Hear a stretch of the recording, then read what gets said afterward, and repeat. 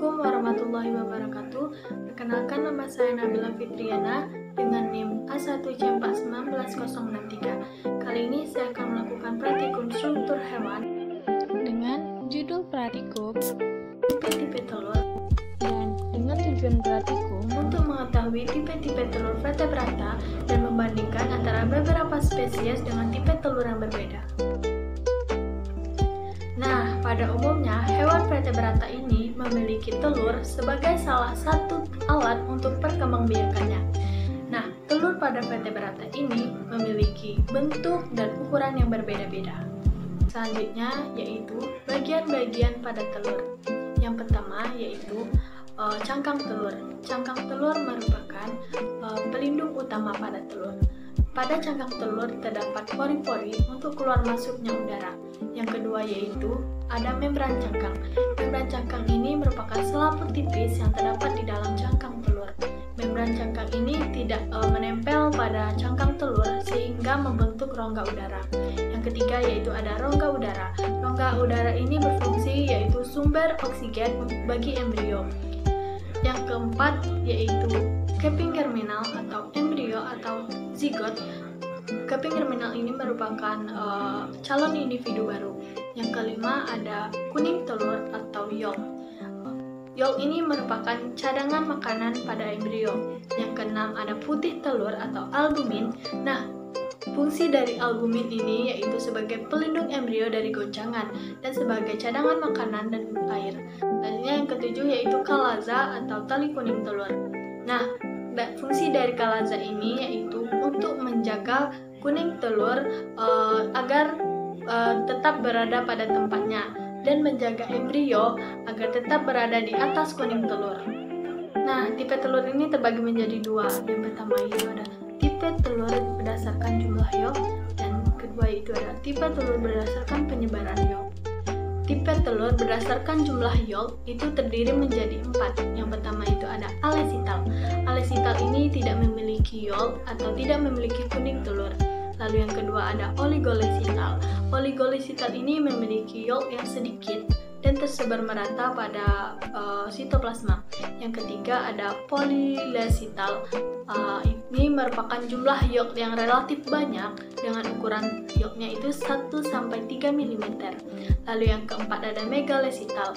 Megalesital ini memiliki yolk yang sangat banyak. Selanjutnya yaitu tipe telur berdasarkan penyebaran yolk. Pada tipe ini terbagi menjadi 3. Yang pertama yaitu ada isolesital. Yolk pada isolesital ini relatif sedikit dan tersebar merata pada sitoplasma. Lalu yang kedua ada telolesital. Telolesital memiliki yolk yang relatif banyak sehingga inti sel hampir keluar dari sitoplasma. Yang ketiga yaitu ada sentrolesital. Nah, yolknya pada sentrolesital ini terhimpun pada bagian dalam dari telur. Telur ayam, telur bebek, telur puyuh, cawan atau nampan, dan pisau. Telur yang akan kita amati yaitu telur ayam.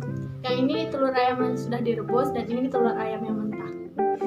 Pada cangkang telur ayam terdapat membran cangkang dan rongga udara. Rongga udara ini berfungsi sebagai sumber oksigen bagi embrio. Nah, pada telur ayam yang telah dipecahkan ini terdapat kuning telur atau yolk. Ini merupakan cadangan makanan pada embrio. Lalu terdapat putih telur atau albumin. Fungsi albumin yaitu sebagai pelindung embrio dari goncangan dan sebagai cadangan makanan dan air. Lalu terdapat kalaza atau tali kuning telur. Fungsi kalaza yaitu untuk menahan kuning telur agar tetap berada pada tempatnya dan menjaga embrio agar tetap berada di atas kuning telur. Nah, pada telur ayam telah direbus terdapat kuning telur dan putih telur. Nah, selanjutnya kita akan mengamati telur bebek. Telur bebek ini merupakan telur bebek yang sudah direbus dan ini telur bebek yang masih mentah. Pada cangkang telur bebek juga terdapat membran cangkang dan terdapat rongga udara. Rongga udara ini berfungsi sebagai sumber oksigen bagi embrio. Ini merupakan rongga udara pada telur bebek, pada cangkang telur bebek. yang terakhir kita akan mengamati telur puyuh. Ini merupakan telur yang sudah direbus dan ini merupakan telur yang belum direbus atau telur mentah. Cangkang telur puyuh juga terdapat membran cangkang dan terdapat rongga udara. Nah, pada telur puyuh terdapat kuning telur atau yolk dan putih telur atau albumin, dan terdapat tali kuning telur atau kalaza. Pada telur puyuh yang telah direbus juga terdapat putih telur dan terdapat kuning telur.